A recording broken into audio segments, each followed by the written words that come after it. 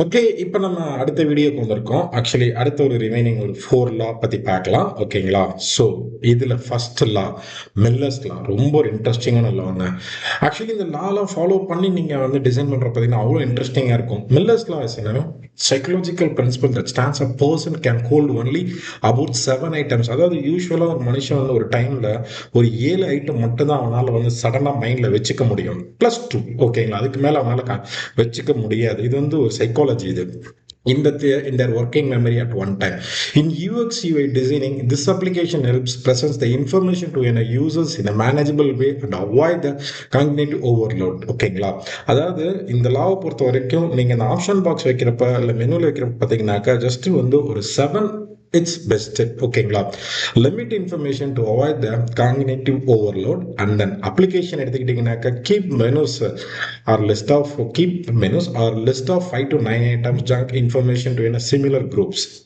Example navigation par with 5 menu categories. நீங்கள் navigation பாரில் வந்து ஒரு 5 மெனு மட்டும் வச்சு பண்ணால் ரொம்ப எஃபெக்டிவாக இருக்கும்.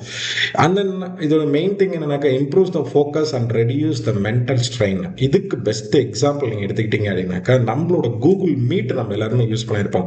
இதில் பார்த்தீங்கன்னாக்கா சிம்பிளாக நம்மளுக்கு இங்கே ஒரு பட்டன் இருக்கும், தெரியுதுங்களா? நியூ மீட்டிங் இருக்கும். அதை போய் கிளிக் பண்ணோம்னாக்கா 3 ஆப்ஷன் தான். இந்த இதுக்கு 3 ஆப்ஷன், இன்னும் நிறைய இதில் போடாமல் சிம்பிளாக 3 option: creating in meeting for later, and then start instant meeting, and then schedule the meeting. That's all. இதுல வந்து இன்னும் நான் 4-5 ஆட் பண்ண அப்படின்னாக்கா யூசர் கன்ஃபியூஸ் ஆயிடுவாங்க. அந்த மாதிரிலாம் இல்லாமல் சிம்பிளா நீட்டா இருக்கணும். திஸ் இஸ் கால்ட் மில்லர்ஸ் லா. அந்த ஜேக்கப்ஸ் லா ரொம்ப யூஸ்ஃபுல்லானது. நம்ம ரெகுலரா நம்ம வந்து வெப்சைட்ல பயன்படுத்த வேண்டிய, அதாவது யூஐ டிசைனிங்ல பயன்படுத்த வேண்டிய ஒரு முக்கியமான லா. The Jacob law stands that your website or application should be designed to work in the way that user has, இந்த இடத்துல தான் பாயிண்டே இருக்கு, already familiar with the form of other frequently used websites. அதாவது யூசருக்கு வந்து ரெகுலாரிட்டி இருக்கணும். ஒரு நம்ம ஒரு யூஐ பண்றப்போ பார்த்தீங்கன்னாக்கா சேம் அதே ஒரு காமர்ஸ் சைட்டா இருக்கட்டும், அவங்க பழைய இதுல எந்த எந்த சைக்கலாஜிக்கலா அவங்க மைண்ட்ல இருக்கோ அதே மாதிரியே நம்ம அரேஞ்ச் பண்ணி கொடுத்தோம்னாக்கா ஈஸியா நம்ம யூஐல வந்து அவங்க இன்டராக்ட் பண்ணுவாங்க. In other words, users expect the familiar patterns and following them makes easier to them understand the new interface. புதுசா நம்ம ஒரு இன்டர்ஃபேஸ் டிசைன் பண்றப்ப அவங்க பழைய இதோட எக்ஸ்பீரியன்ஸ் இதுல வந்து இம்ப்ளிமெண்ட் பண்றப்ப அவங்களால ஈஸியா அண்டர்ஸ்டாண்ட் பண்ணிக்க முடியும். ஸ்டிக் டு டிசைன் கேஐடி வந்து ஸ்டிக் டு டிசைன் கன்வென்ஷன்ஸ். ஓகேங்களா? அந்த application placing the navigation at the top or in a search icon in the upper right. யூஸ்வலா நம்ம சர்ச் பட்டன் வந்து மேலதான் வைப்போம், ரைட் டாப்ல வைப்போம். நீங்க நிறைய இதுல பார்த்திருக்கலாம் யூசர் ஃபெமிலியர் ஐகான். ஸோ நம்ம டிசைன் பண்றப்ப அதே மாதிரியே நம்ம பண்ணலாம். and then magnifying glass for a search. And then main example உங்களுக்கு சொல்லணும்னாக்க shopping cart icon in the top right of an e-commerce sites. இந்த ஷாப்பிங் ஏரியா பார்த்தீங்கன்னாக்க அந்த கார்ட் வந்து டாப் ரைட்ல தான் இருக்கும். This also reduce the learning curve and makes the interface intuitive. See the best example நம்மளோட ஃப்ளிப்கார்ட்டாக இருந்தாலும் சரி, அமேசானாக இருந்தாலும் சரி, இந்த கார்டு வந்து பார்த்தீங்கன்னாக்கா ரைட் சைட் டாப்ல இருக்கு பார்த்தீங்களா? இதுதான் வந்து ஜேக்கப் லா ஃபாலோ பண்ண சொல்றது. ஸோ ஒரு ரெகுலர் ஃபெமிலாரிட்டி இருந்துச்சுனாக்கா நம்மளோட யூஐ அவ்வளோ அழகா அவங்களால ஈஸியாக ஒரு புது யூஐ டிசைன் பண்றப்ப அவங்க வந்து ஈஸியாக அண்டர்ஸ்டாண்ட் பண்ணிக்க முடியும். அதன் law of pregnancy, the simplicity. ஓகேங்களா? அந்த law of pregnancy is a key personal gested theory. It stands the human perceive any complex or an ambiguous shape in the simplicity most complete and organized from the possible. It is also referred to in a simplicity or goal figure. அதாவது ரொம்ப காம்ப்ளெக்ஸா இருக்கிறது வந்து சிம்பிளா அவங்களை வந்து understand பண்ண வைக்கிறதுக்கு தான் இந்த லா மெயினா யூஸ் பண்ண சொல்றாங்க. ஸோ யூசரை வந்து ரொம்ப போட்டு கன்ஃபியூஸ் பண்ணக்கூடாது. அவங்களுக்கு ஒரு ப்ராடக்ட் எடுக்கிறாங்கனாக்கா அது ரிலேட்டட் என்னென்ன இருக்குன்னு ஈஸியா அவங்களுக்கு வந்து ரொம்ப காம்ப்ளெக்ஸ் எல்லாம் ஈஸியா அவங்களுக்கு டெலிவரி பண்ணும். So simplify the design to easy to understand. Application use clean unclustered layouts, prefer the simple shapes and minimal colors. Example, the minimalist app with a clear icons and limited palette, and then it makes interface approachable and usable.